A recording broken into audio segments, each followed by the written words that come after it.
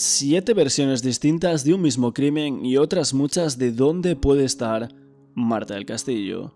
Algunos toman la séptima y última versión de Miguel Carcaño como la válida, o mejor dicho, la que creen que se ajusta más a lo que pudo pasar realmente aquel 24 de enero de 2009.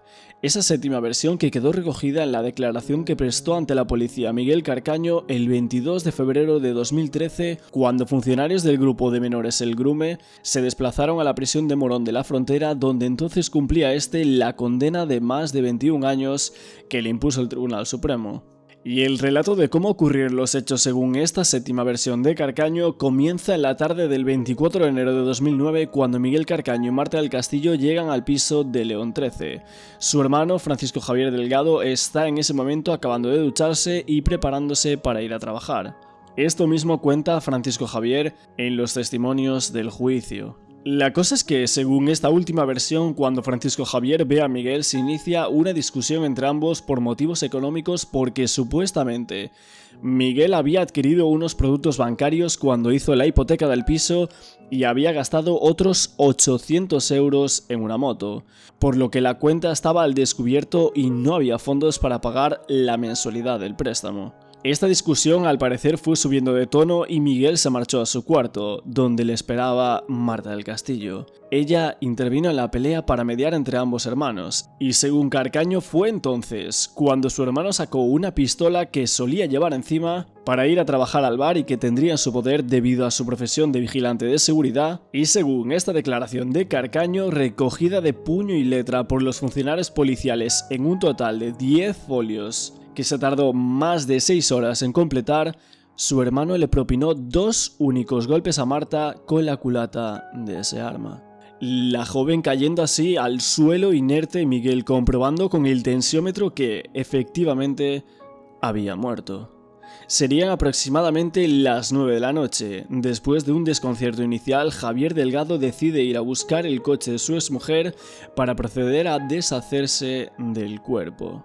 Después de esta versión, la Fiscalía descartaba esta nueva línea de investigación y última sobre el caso de Marta del Castillo. Y es que el Ministerio Público pedía el archivo de la denuncia contra el hermano de Miguel Carcaño porque la falsedad de los documentos no aportaba más credibilidad a esa última versión del asesino confeso.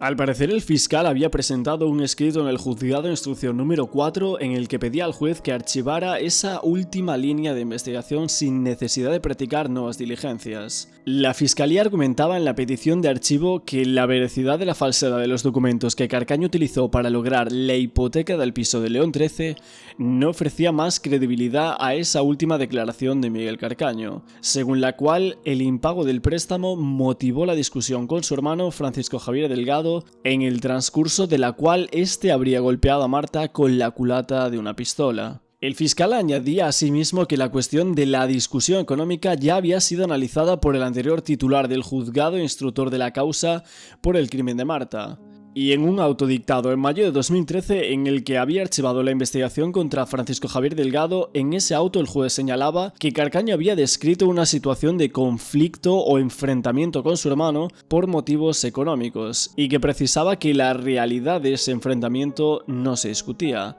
Pero otra cosa sería, naturalmente, una vez que Francisco Javier lo negara, que podríamos sostener que precisamente se produjera la discusión ese día y no otro.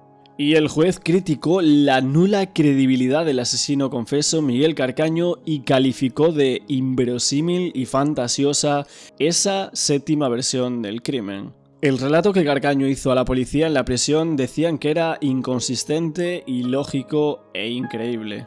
Pero la Policía Nacional inició en febrero del año 2020 la investigación de esa nueva pista, una vez que los padres de Marta, Antonio del Castillo y Eva Casanova, solicitaron al juez la reapertura de la investigación por homicidio contra Francisco Javier Delgado, hermano de Miguel Carcaño, que fue archivada en mayo de 2013 después de que Carcaño acusara a su hermano de haber matado a Marta de 2 golpes con la culata de una pistola tras una fuerte discusión por motivos económicos.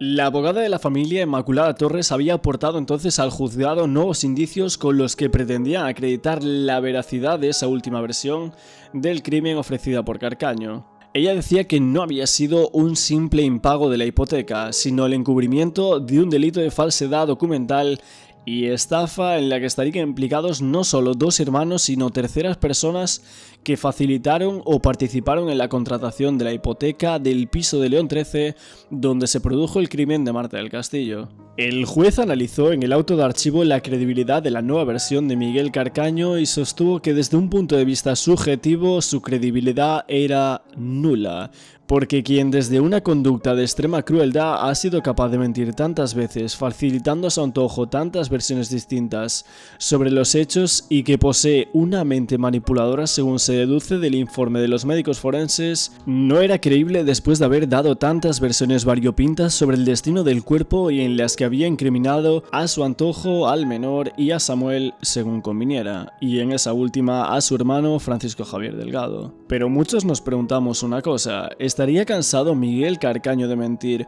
y por fin dijo la verdad en esa última versión del caso? El criminólogo y periodista Nacho Abad habló recientemente en un podcast diciendo que esta última versión que dio Miguel Carcaño era la versión en la que más creía. Miguel Carcaño da una última versión en la que dice que es Francisco Javier Delgado el que mata a Marta del Castillo. Ajá. Y él explica por qué, por primera vez explica por qué. Y dice, mira, yo llego a casa con Marta del Castillo, lo cierto es que me había comprado una cámara de fotos, me había comprado un ordenador, una PlayStation. Bueno, se las había pedido al banco y yo no, pensé que eran gratis, pero empezaron a cobrarme letras. Y no tenía dinero en el banco. Esto lo dice y dice que llega a casa, que su hermano está tendiendo ropa, que le llama, Marta se queda en la primera habitación a mano derecha, va hasta el final de la habitación, allí discuten porque no tiene dinero para pagar la hipoteca y le persigue el hermano por el pasillo hasta que lo coge, que se está intentando escapar porque le va a dar una paliza, y Marta, cuando le está dando una paliza, entra en medio de la pelea y con una culata de una pistola le revienta en la cabeza y la mata. Y mi mujer me ha explicado siempre una cosa, me dice, lo que dice el Tribunal Supremo es que una versión puede darse por válida si los elementos periféricos que son comprobables dan la razón en esa versión. Y dije yo, pues yo no puedo comprobar si la mataron con un culatazo y no puedo comprobar si lo que dice Miguel de la pelea con su hermano es verdad o no, porque es versión de uno contra la versión del otro. Pero sí puedo comprobar si compró una PlayStation, un ordenador, una cámara de fotos y si no podía pagar la letra. Y esto no lo había hecho nadie. No lo habían hecho los investigadores. Y es que después de eso Carcaño también tuvo colaboración, y es que una nueva investigación había surgido gracias a la colaboración del propio Miguel Carcaño. Tras una reunión que mantuvo en la prisión de Herrera de la Mancha, donde cumplía su condena el 24 de febrero del año 2017 con el padre de Marta, tras ese encuentro Carcaño le envió una carta al padre autorizándolo a solicitar la documentación presentada en el BBVA para la concesión del préstamo hipotecario. Todos esos documentos falsos aparecieron en el curso de una averiguación patrimonial realizada por la Audiencia de Sevilla después de que Miguel Carcaño plantease pagar a los padres 20 euros mensuales para satisfacer el pago de la indemnización. Y es ahí donde se conoció que en octubre del año 2009, unos meses antes del crimen de Marta del Castillo, una sucursal del BBVA de Dos Hermanas le concedió un préstamo hipotecario por importe de 108.622,44 euros para la adquisición de la vivienda de León 13. Una operación en la que, según la acusación particular, el más beneficiado fue Francisco Javier Delgado, que no solo se quedó en posesión de ese inmueble, sino que percibió 32.420,44 euros, en un cheque nominativo que habría sido ingresado en la cuenta de su socio en el bar Seda. Ya tenemos una prueba y tenemos un indicio de que lo que dijo Miguel Carcaño en la última declaración acusando al hermano es verdad. El juez lo desestimó porque Miguel Carcaño mentía mucho, es comprensible, y bueno, cuando sacó esta declaración el juez lo archivó al no ver pues ningún tipo de indicio. Con el paso del tiempo y gracias, tengo que dar gracias públicamente porque es así, Nacho Abad nos ha ayudado, hay que agradecérselo como periodista, como persona, porque esto lo hemos mantenido mucho tiempo en silencio y se ha conseguido todas las pruebas. Cuando Miguel Carcaño habló de que mirásemos la hipoteca, los papeles de la hipoteca, no pensábamos realmente, lo estaba un poco descuadrado, que tiene que ver los papeles de la hipoteca con esto. Pues una vez que lo hemos tenido en mano, vimos pues que había cosas que no cuadraban. Lo cierto es que con esta última versión de Carcaño habría varios puntos que encajarían. Algunos de los muchos puntos que de todas formas siguen sin aclararse del caso de Marta, un caso enrevesado hasta los límites insospechados incluso para los propios jueces después de tantas versiones. En primer lugar, corroboraría la primera versión que dio el Cuco en sede policial y que quedó acreditado en el juicio contra él, por el que fue condenado por el encubrimiento del crimen, que la noche de autos llegó a la vivienda de León 13 y que vio como Francisco Javier envolvía en una manta alfombra el cuerpo de Marta del Castillo y que entonces el hermano de Miguel le amenazó con hacerle algo a él o a su familia si contaba alguna cosa de las que había visto. Según esta nueva versión de Carcaño, efectivamente el Cuco habría llegado a la vivienda pero habría huido despavorido ante la escena. Después habría llamado a Samuel Benítez, al que Miguel saca de la escena del crimen en esta nueva versión de los hechos, para contarle lo sucedido. Cabe destacar que esta nueva versión corroboraría la sentencia absolutoria de Samuel, que ya dejó probado que en ningún momento de esa noche estuvo en la vivienda de León 13. Un segundo punto que validaría esta nueva versión es el que hace referencia a las cámaras de grabación de la casa de la exmujer de Francisco Javier Delgado. La sentencia dejó acreditado y probado, tal y como siempre había defendido Francisco Javier, que la noche de autos esta había visto a Marta y a Miguel llegar a la vivienda de León 13 pasadas las 8, pero que sobre las 8:40 salió de la casa para acudir a la de su exmujer para cenar pizza con ella y con su hija. Y después, hacia las 11:30, María García Mendaro, su novia y también encausada, le pasó a recoger para llevarle al bar que regentaba en Sevilla, de nombre Bar Seda, donde estuvo desde esa hora hasta las 3:10 aproximadamente, llegando a la vivienda de León 13 hacia las 4 de la mañana. La cosa es que tanto la exmujer de Francisco Javier como su novia corroboraron siempre esta coartada. Sin embargo, hubo unas grabaciones de las cámaras de seguridad de la vivienda de la exmujer que ponían en entredicho esta versión y que no fueron admitidas en el juicio por su mala calidad. Se trataba de unas imágenes supuestamente de Francisco Javier entrando en la urbanización y saliendo tan solo 17 minutos después, en concreto a las 9:17, lo que cuadraría con esta nueva versión de Carcaño de que su hermano fue a la casa de su exmujer a buscar las llaves del coche. Y habría una tercera clave que encajaría también en esta nueva versión. Se trata del testimonio de ese taxista, que fue admitido a juicio pero que finalmente no se tuvo en cuenta y que aseguró haber trasladado a Francisco Javier Delgado desde el Bar Seda hasta la casa de León 13. Pero que la sentencia desestimó este testimonio por haber pasado demasiado tiempo, ya que el taxista apareció públicamente justo antes del juicio a finales del año 2011 para contar esa versión. Según esa versión, este hombre habría trasladado en su taxi a Francisco Javier Delgado desde el bar hasta la casa de León 13 entre las 12:15 y las 12:30 del sábado 25 de enero, horas después de que, según la sentencia, se produjera la muerte de Marta del Castillo.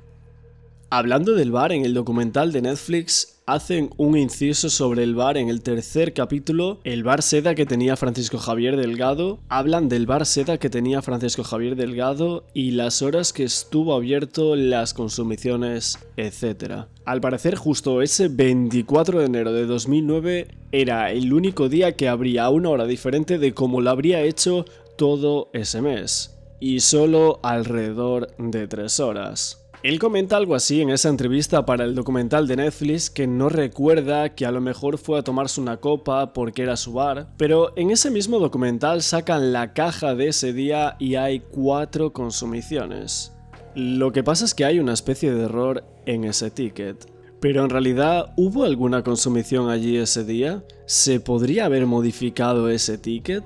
Lo que quieren dar a ver un poco en este documental de Netflix, aunque no lo digan, es que Francisco Javier presuntamente se estaba buscando una coartada para ese horario, pero ¿y si en realidad esto no fue así? Pero ¿y si ese bar ruinoso llamado Bar Seda es parte de la clave de este caso? El señor Delgado negó en todo momento haber participado en los hechos, dando desde su primera declaración el 26 de enero del año 2009 buena cuenta de sus actos en la tarde del día 24 y madrugada del día 25. Explicó que el día 24 en su trabajo como vigilante de seguridad realizó el turno de 8 de la mañana a 15 horas en el Centro de Salud Polígono Norte, que una vez que acabó con su jornada laboral comió con su amigo con el que permaneció hasta las 17:30 horas aproximadamente, llegando al lugar su pareja María tomando un café con ambos y comentando la hora para quedar y después llevarle al bar Seda, del que era socio y que trabajaba los fines de semana, que después se dirigió a su domicilio Sito en la calle León 13 número 78, donde llegó sobre las 5:45 y se acostó, y que se despertó sobre las 7:30, se duchó y cuando se estaba afeitando a las 8:30 aproximadamente llegó a la vivienda su hermano Don Miguel, al quien preguntó si venía solo, a lo que este le contestó que no, que venía con doña Marta, que abandonó su casa entre las 8:40 y 8:45 y se dirigió a la calle Tarsis, donde llegó sobre las 9 y después de telefonear a la madre de su hija, doña Rosa María, se reunió con ella y con la niña en dicha vivienda, que permaneció en el domicilio de la exmujer hasta las 11:30, momento en el que recogió doña María García Mendaro, su pareja, quien le llevó en su coche un Renault modelo Megane con matrícula de Cádiz a la calle Juan Antonio Capestany, donde el declarante, junto a otros 2 socios, poseía el bar citado Seda. Se dice también que esa noche estuvo a cargo del mismo bar desde las 11:50 horas, que le hizo el relevo a uno de sus socios llamado Don Rubén Mayorga, hasta las 3:10 aproximadamente, hora en la que cogió un taxi y acudió al bar Mínimo situado en la calle Albaida. Aunque preguntaron por esto a los investigadores, estos dijeron que no saben realmente si Francisco Javier acudió al bar Mínimo ese día. ¿A dónde se dirige usted cuando cierra el bar? A un bar que se llama Mínimo. ¿Comprobaron o fueron al bar Mínimo a ver si el camarero vio a Francisco Javier aquella noche? No. Que sepamos, no se comprobó esto, no se habló con nadie del bar Mínimo, ni tampoco se inspeccionó el bar Seda, un bar que para muchos podría llegar a ser clave en este caso. Él decía que había ido al bar Mínimo con la intención de tomar una copa, siendo esto algo habitual, pero que esa noche, sabiendo que su novia estaba en casa esperando y que no tenía llaves de su domicilio, procuró no entretenerse demasiado, de manera que sobre las 4 horas de la mañana ya estaba en su domicilio. En un reciente directo para nuestro canal con Triun Ars, muchos hacían la pregunta de si Marta del Castillo presuntamente pudo haber estado en el bar Seda. Y el tema del bar, el bar ese día, o sea, el mismo día o el día siguiente se inspeccionó ese bar. No, que yo sepa, el bar nunca se llegó a inspeccionar. Que yo sepa, yo no tengo el sumario, o sea, no sé si... Pero yo creo que nunca se llegó a inspeccionar. Y tampoco el siguiente bar al que dice que va Francisco Javier, preguntaron y se sabe si realmente estuvo allí. Que yo sepa, tampoco. Tampoco, joder. Es que madre mía. Tampoco se llegó a saber, ¿no? Es que hay algunas cosas un poco raras, A ver, es que también es lo que te vuelvo a repetir. El problema es cuando han hecho la primera pregunta y han dicho, oye, tal, es muy listo y tal. Digo, no, si es que el problema fue la investigación. O sea, también mucha gente tiene la teoría en cuanto al caso de Marta que alguien movió el cuerpo de donde estaba inicialmente. ¿Tú piensas eso? ¿Piensas que puede ser factible?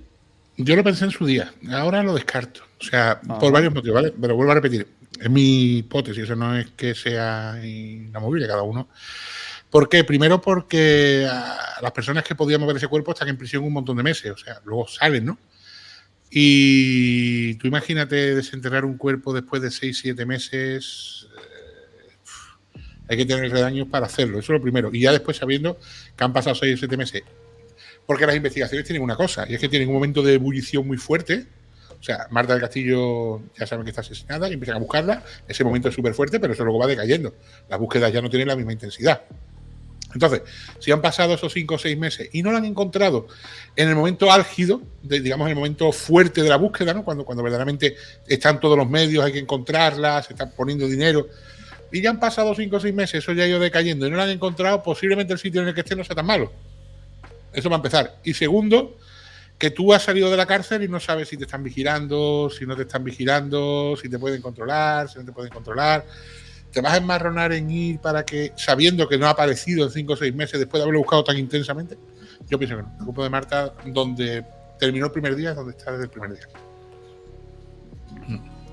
O sea, pero, por ejemplo, no, o sea, que lo movieran de donde fue enterrado el primer día, no, pero que si el cuerpo fuera a un lugar y después lo movieran de ese lugar para enterrarlo en donde está, eso... Yo pienso que fue aquella noche a un lugar posible. y después lo enterraron, sí. Yo pienso que el cuerpo de Marta no sale de León 13 para enterrarse. Va a un lugar y de ese lugar luego se hace ascender. Pienso yo, ¿eh? Ajá. Aquí Nuria dice que cree que Marta estuvo en 3 sitios distintos. En la casa, en un bar y en su sitio de enterramiento. Yo comparto la hipótesis de que estuvo en 3 sitios distintos también. Su casa, donde fallece, el lugar donde fuese, que no sabemos cuál es, y luego el lugar donde la enterraron, sí. Pienso yo también, ¿eh? Que es mucho más fácil, es que a la 1 de la mañana, con todos los nervios, ten en cuenta una cosa: ni Miguel Carcaño era un asesino profesional, ni le había pasado esto otras veces, ni el hermano tampoco. Puede ser un gilipollas, pero no eres un asesino, o sea, a ver si me entiendes. No había matado nunca a nadie. Y imagínate con los nervios, el estrés, donde las llevas, no tienes herramientas. ¿Tú sabes lo duro que está el suelo para acabar? En la sentencia del caso Marta del Castillo se dice que tras hablar y discutir durante un rato qué hacer ante esa situación, don Miguel Carcaño y don Francisco Javier García, alias el Cuco, decidieron hacer desaparecer el cuerpo de doña Marta del Castillo, así como todos sus efectos personales. Entre los dos y con ayuda de al menos un tercero desconocido, colocaron el cuerpo inerme de doña Marta del Castillo en una silla de ruedas, que usaba la madre fallecida de don Miguel, y de esa manera lo sacaron de la vivienda, haciendo desaparecer el cuerpo en un lugar que se desconoce. Esto sobre las 10:15 del indicado día, y se separaron mientras que el menor regresó a su barriada de Sevilla. Don Miguel se fue a camas al domicilio de su novia, al que llegó a las 12:50. Pero por otra parte, otra de las personas que la prensa decía que era un testigo clave fue Diego Carrere, que desde el inicio de la investigación mantuvo que sobre la 1:30 del día 25 de enero de 2009 vio a don Miguel Carcaño en el interior del portal de su casa con una silla de ruedas vacía mientras se miraba en el espejo.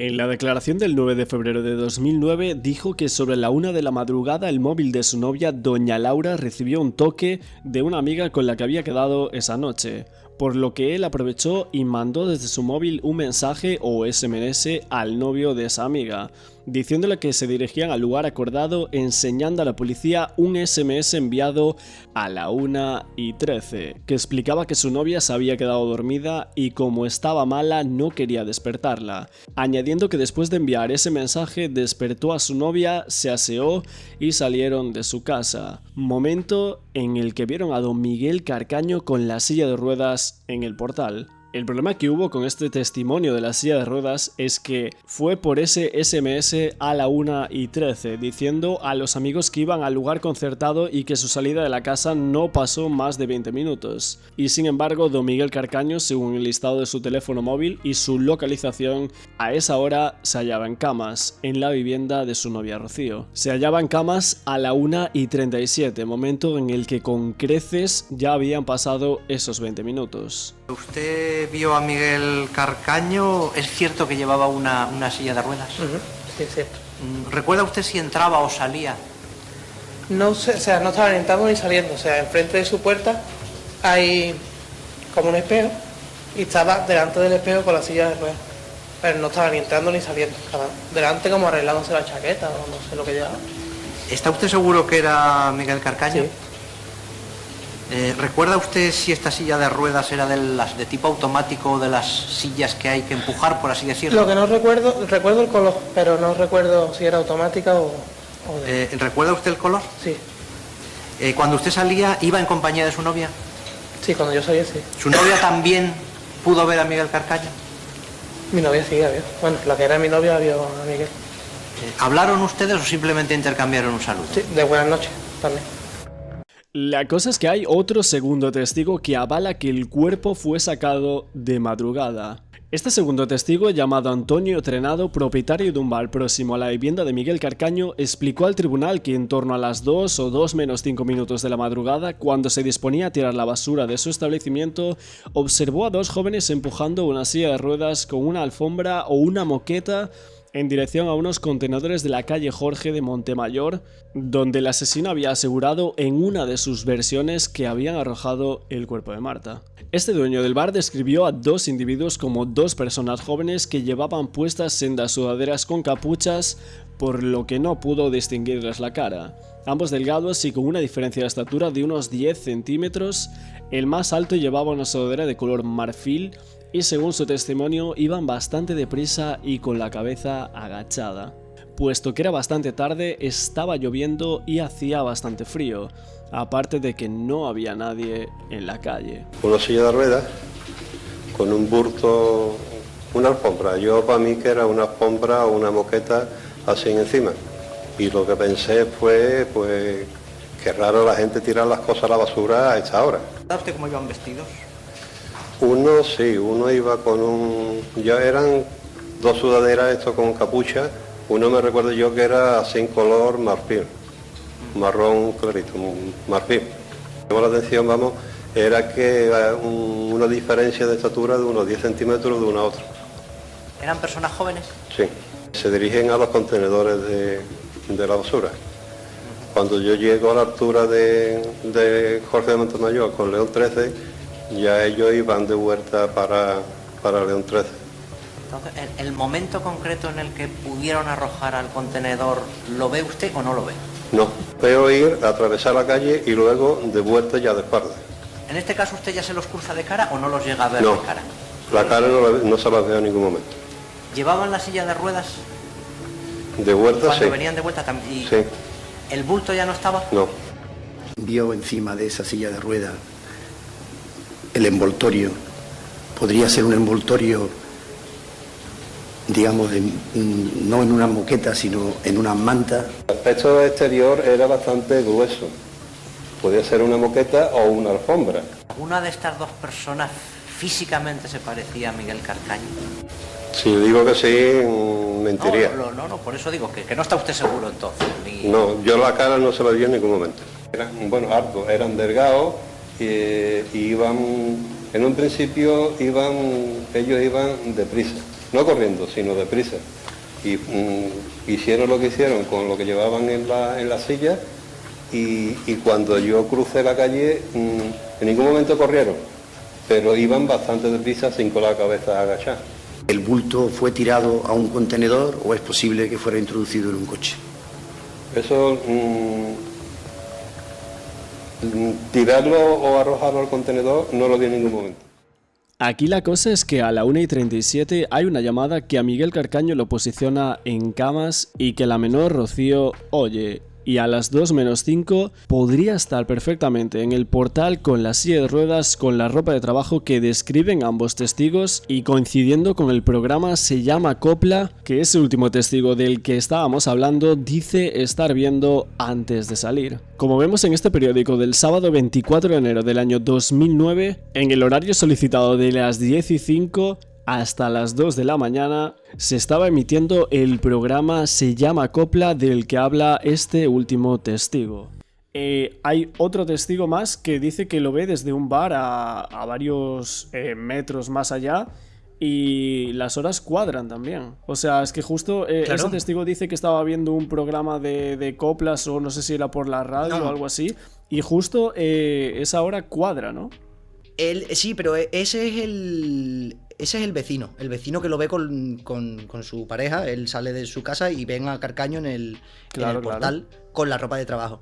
Y el otro testigo, el de la esquina, el del bar, es que fue a tirar la basura o algo así, ¿no? Salió del bar porque estarían cerrando a esa hora. Sí. Y coincide entre la 1:30 y las 2. Es la hora a la que... ¿Qué es lo que pasa? Que como varían las horas en cuestión de minutos realmente, porque varían en cuestión de minutos, porque la policía comprueba cuando dice, no, yo sé, porque el programa Se llama Copla, sé más o menos que era esta hora. Pues lo que dice el tribunal es que, y lo que se recoge en la sentencia, es que no tiene sentido la hora que dice, porque si la novia había quedado con unos amigos a la 1:20 y luego salían que no, que era más tarde y que no cuadra la hora con la hora de los otros testigos, que no tiene sentido. Y al final se descarta todo el testimonio de estos dos testigos por la hora que dan. Porque están diciendo, pero si a esa hora está María García Mendaro y está probado que está María García Mendaro en la puerta, en la casa, es imposible que esto esté pasando a esa hora. A menos, esto lo pone en la sentencia, a menos que Miguel fuera a esa hora a dejar la silla de ruedas sin que María Mendaro se diera cuenta. Porque como ya María, la pobre, estaba agotada de estudiar, y esto lo pone en la sentencia, no, es posible que Miguel entrara sin que ella se enterara, máxime si se tiene en cuenta que llevaba estudiando todo el día. Que falta poner la sentencia, pues si esta mujer es buenísima, si estaba estudiando y la pobrecita no sabía nada de nada, hombre. Pero María Mendaro está diciendo que estaba en esa casa unas horas que son cuando menos sospechosas. También tú pusiste en lo que es en los tweets estos, que a la 1:37 una llamada lo posiciona en camas y que Rocío oye, y tú dices que a las 2:05 estaría perfectamente en el portal con la silla de ruedas y con la ropa de trabajo que describen ambos testigos. Sí, porque claro, es lo que te decía antes de las horas. Al vecino dicen que no puedes a la 1:30 porque a esa hora está en cama, y es verdad, a la 1:37 Miguel está en cama, y claro, el testigo estaba viendo, se llama Copla, acababa en esa época a las 2, a lo mejor con anuncios puede que acabara a las 2:10, o sea, 2:20. La hora de la programación es que acaba a las 2. Suponiendo que acaba a las 2, entre la 1:37 y las 2 de la mañana tú puedes estar en ese portal. Es un poco apurado, pero si tú coges una moto desde Cama hasta León 13, porque antes te decía, desde Montequito es imposible, desde Cama sí, porque la altura a la que está Cama del barrio de la Macarena es prácticamente así, en horizontal están juntas, no es como Montequinto que está aquí el barrio y Montequinto está aquí abajo, no, esto está, hay un puente. Hay como un cuarto de hora en moto, más o menos. Hay un poquito más, puede haber unos 20 minutos, pero si tú a las 1:30 de la mañana y yendo a una cosa que vas ahí folladísimo, ¿sabes? O sea, vas ahí con prisa. Yo creo que da tiempo, en 15 minutos da tiempo de sobra de llegar de ese punto al otro. Ponle que el programa acabara a las 2, el vecino sale a las 2 de la noche de su casa con su pareja, y a esa hora está ya en el portal Miguel, que ha llegado 2 minutos antes porque ha venido corriendo con la moto. Me cuadra. Y vuelve a cuadrar con la hora del bar, del hombre del bar que está cerrando el bar y los ve también sobre las 1:30 y las 2. Claro, es que estos testigos lo sitúan sobre las 1:30 y yo creo que realmente es más sobre las 2. Ya por no cuadrar eso, es que tú dices a las 1:30 y en verdad a las 2, ya no se tiene en cuenta nada. Pero es que realmente sí cuadra. Y que estamos hablando de un margen de media hora. No de un día, ni de 2 horas, ni nada de eso.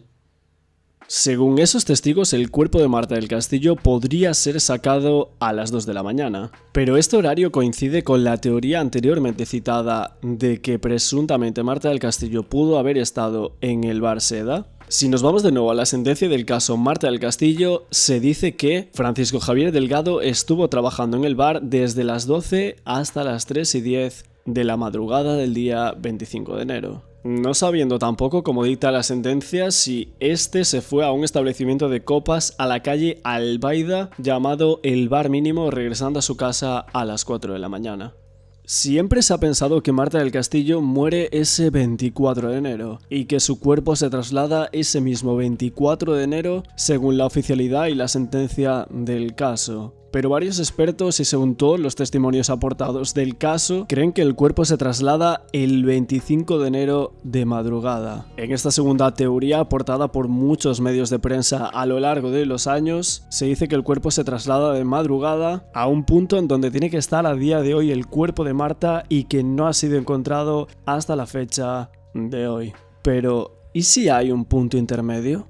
Siguiendo con la teorización de que pudo haber salido a las 2 de la mañana, como se había dicho, ¿pudo haber ido el cuerpo de León 13 presuntamente al bar Seda? La madre del Q, con esas escuchas con el infiltrado, dijo algo así como que hubo movimientos en el día, al día siguiente y varios días más.